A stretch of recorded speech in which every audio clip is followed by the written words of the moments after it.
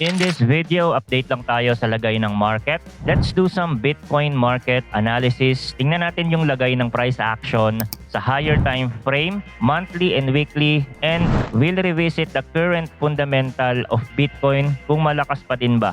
At kung interesado kayo sa ganitong mga content, token reviews, crypto news, anything related to crypto, make sure to subscribe and hit the notification bell.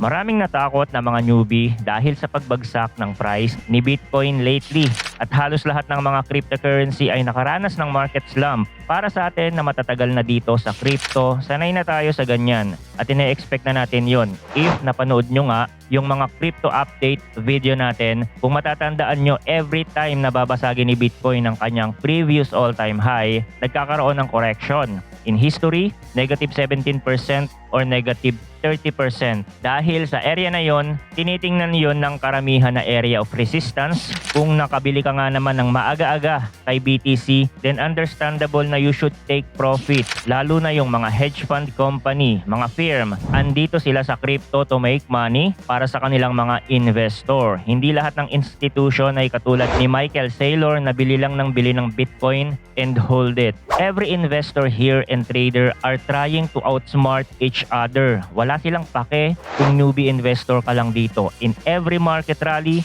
laging may correction na nangyayari. Ang ibig lang sabihin nun, mas dumadami ang mga sellers sa isang particular na area. Ang rason, other market participants are taking profits. Or nag-iingat lang din yung ibang investor, baka nakita nila na may pagbabago sa macroeconomic na pwedeng makaapekto sa price ng asset, katulad ng lumabas yung CPI data, Consumer Price Index, medyo above expectation. So kapag ganun, mainit pa rin ang inflation sa Amerika, makaka-impluwensya yon sa sentiment ng mga investors na maging maingat kasi baka hindi pa mag-cut ng interest rate at hindi maganda yon sa ekonomiya na posibleng magdulot ng market decline sa ibang risk asset like stocks. So magbabawas sila ng exposure sa kanilang mga portfolio like Bitcoin. At dahil sa pangyayari na ito, bumagsak yung price ni BTC. Very volatile. Yung mga ibang ETF participant or mga institutional buyers, maaaring hindi pa sanay sa ganitong klaseng market na volatile. So merong uncertainty. Kaya nga bumaba din yung Bitcoin inflow sa mga ETF company. Nag-drop siya ng 80% last week. So correlated lahat yan kung bakit bumagsak yung price ni BTC. Una, matagal ng overbought.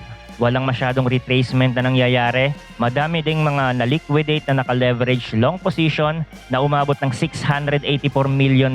Mas malaki ng DHAMAC sa liquidation na nangyari sa mga short sellers. Ngayon, dalawa yung gagawin kong analysis.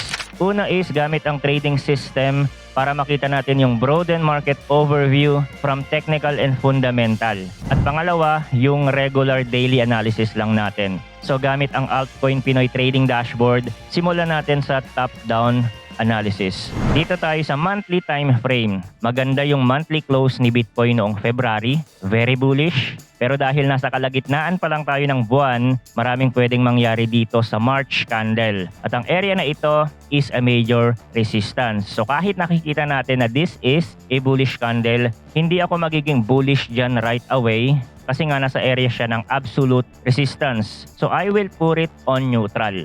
Sa weekly chart, meron tayong red candle, still overextended. Although meron nga tayong red candle dito, maraming sellers kasi from the top na itulak yung candle hanggang dito sa may 64,000. Pero pansinin nyo yung recovery bago mag-close yung candle. So kahit pula yung candlestick natin, hindi ito na fully dominate ng bears at pumalag pa din dito yung bulls. Kaya ito yung kinatawag na indecision candle. Pero dahil sa positioning, area of known resistance, it's a premium area. So ibibigay ko itong weekly sa mga bears. Lamang sila ng slightly dito. It should be neutral kung magbabase lang ako sa one candle. Pero hindi. I can say na the bear are stronger than the bull in this particular week. So ilagay natin dito bearish. Sa daily naman, i-analyze pa natin ito mamaya. So ilalagay ko na lang yan sa neutral. Kasi I need more price action to see para masabi kong merong nakalalamang between buyers and sellers. Nasa gitna pa din kasi siya ng swing high and swing low. So dito sa top-down market analysis, hindi ko na isasama yung lower time frame. Magfo-focus lang tayo sa daily. Let's say, ito lang yung main time frame natin.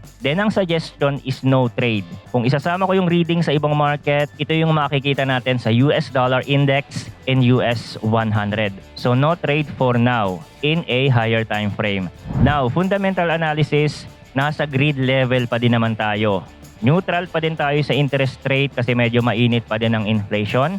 Narrative analysis, Bitcoin halving, so bullish. Fundamental crypto news, neutral pa din ako dyan kasi tapos na yung hype sa ETF. Michael Saylor buying Bitcoin, walang masyadong gulat factor doon, so it will not affect the sentiment. So dito kasi ang hinahanap ko is 3 high probability trade result. Pero I can still consider this bullish sa fundamental. Pero dahil hindi ganun kaganda ang resulta sa top-down market analysis, then kung gusto kong mag-long position sa daily, medyo alanganin pa. Hindi dahil nasa bull market tayo, lagi na lang itong pataas at hindi dahil bumagsak ang price ng ilang percent ay papunta na ito sa bear market agad. Although meron tayong kanya-kanyang opinion, pero ang pinapakita ko dito sa inyo ay based on data, sentiment, and historical price action. Hindi katulad ng iba na nakabase lang sa isang time frame at magsasabi na diretso na yan sa 45,000 kasi nandito yung liquidity. Or yung iba naman diretso na ng 100K kasi malapit ng Bitcoin halving. Walang masyadong basis, more on bias. Now, mag-daily price action analysis naman tayo kay Bitcoin.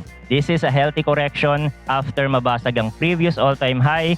From new all-time high na nasa 73,000, pababa dito, nasa negative 12% pa lang yan. Mababa pa yan kasi sa normal retracement niya, naglalaro sa negative 17 to negative 30%. At ang range na nakikita ko dito kay BTC, kung saan maglalaro yung price before the next rally, ay dito sa swing high and swing low. Kailangan niya magpahinga muna at mag-consolidate sa area. From swing high to swing low, nasa negative 20% lang yan, which is an acceptable retracement for BTC. I think ito din yung area na tinitingnan ng ibang mga investor. Now, kung bumagsak yung price at basagin itong swing low natin, nasa area ng 60,000, indikasyon na ba yon na bearish breakout at pababa na ang price? Para sa mga breakout trader, ganun ang tingin nila at mag-short sila dyan, pero that would be a bear trap. Kasi sa observation ko, sa price action ni BTC, kapag nagkaroon ng liquidity sweep, mabilis ang recovery kahit sa lower time frame. So kapag nabasag yan, hindi agad tayo magiging bearish kasi it will be a liquidity raid sa ilalim ng swing low. Possible kasi maraming stop loss sa ilalim niya, naaatakihin muna, sabay balik sa range. Ito yung tinatawag ni ICT na turtle soup trading model. Pero sa totoo lang, false breakout strategy lang naman yun. Now, kapag nakabalik na si BTC, kailangan natin obserbahan yung momentum.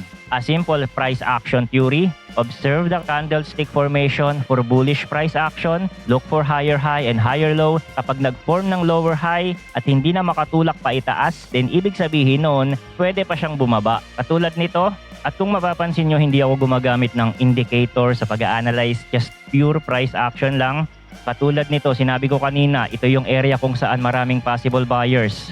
At kung lalagyan natin yan ng Fibonacci from swing low to swing high, ang swing low na yan ay nasa area ng golden ratio kung saan sa mga gumagamit ng Fibonacci, optimal trade entry na yan. Bawat trader naman kasi iba-iba ng ginagamit sa pag-a-analyze ng chart. Walang mas effective, trading indicators or price action man yan. Magiging effective lang yan, depende sa gumagamit. Maganda din yung daily close ni Bitcoin kahapon. So let's see kung magkikreate siya ng higher low dito. And if that's the case, then it's ready for another leg up.